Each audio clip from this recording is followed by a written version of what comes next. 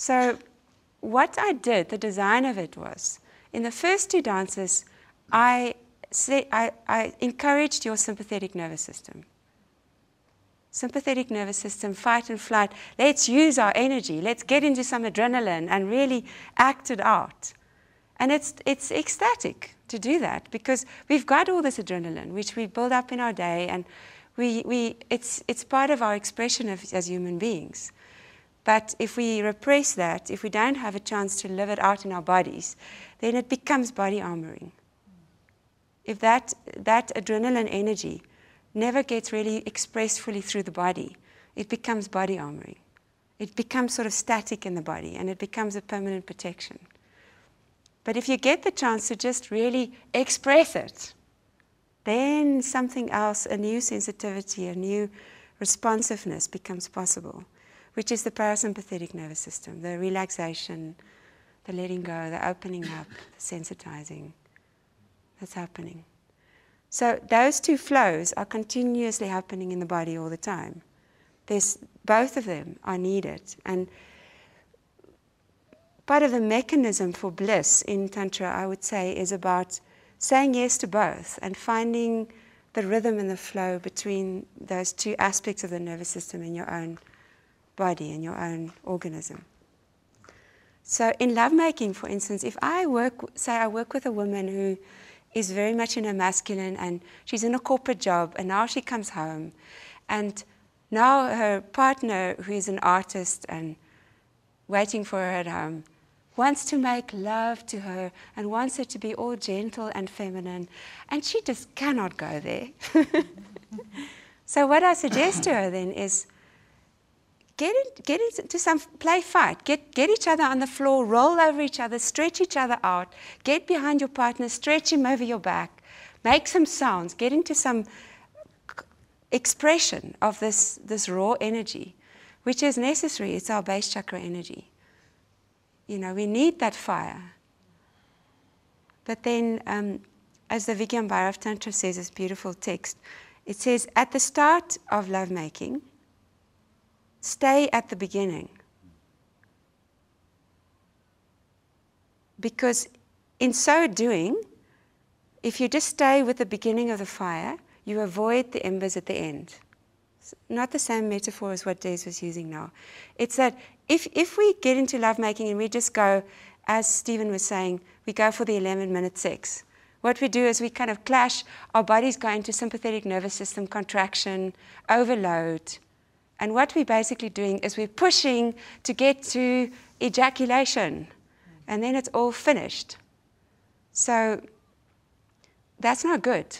Because how much bliss did you allow yourself there, really? So how much bliss can you stand? Can you feel that fire? Can you feel it building up? Can you open up the floodgates? Can you say yes to your desire? Can you let yourself feel it?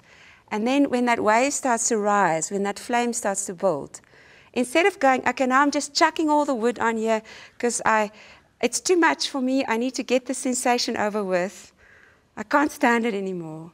Instead of doing that, you go, okay, let me just savor this. This is very delicious. I'm just going to stay right here. Now I'm feeling like we're getting close to orgasm. Let's relax a bit and open up and breathe. And like you were doing in the last dance, there's a spaciousness. When you start feeling that inner heat, that attraction, that fire, that blue flame happening, what our tendency is that we must now rush after it and hold on to it and push it to its conclusion. And then what we have is we have the embers at the end. It's over. Whereas the possibility is that you can just stay there.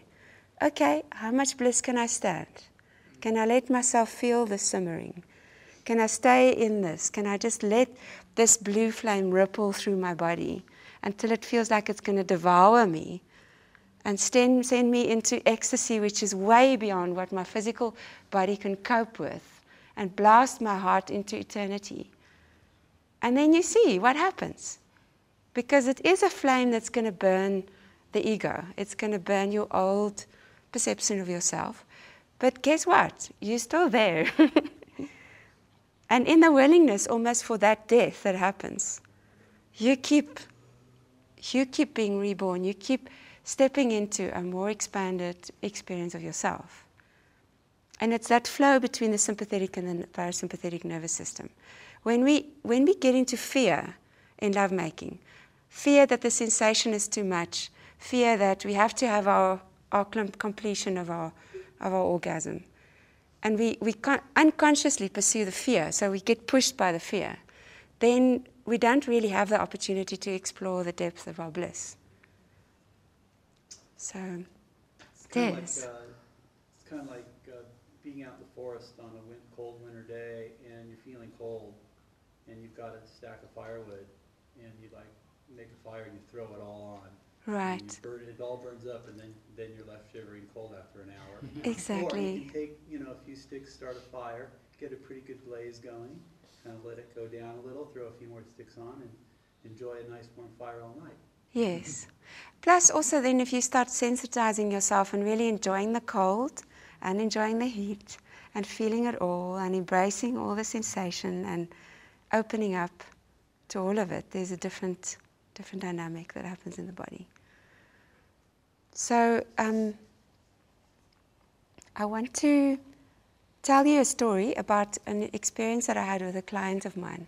Different scenario, but explains the same principle. He was my first client, and he had been severely raped, very violently raped. And when he walked into my consulting room, he was like wax. His body armoring was so thick. He was looking like wax. There was no ways for him to make contact. He was terrified of any intimacy of any kind. He couldn't look me in the eyes.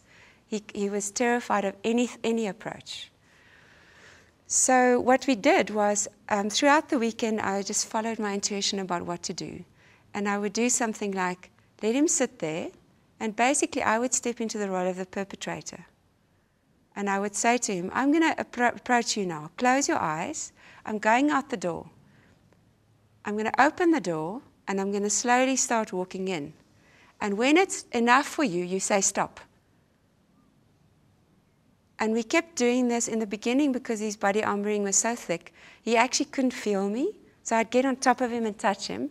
And then he'd go, because his sensory mechanisms couldn't feel.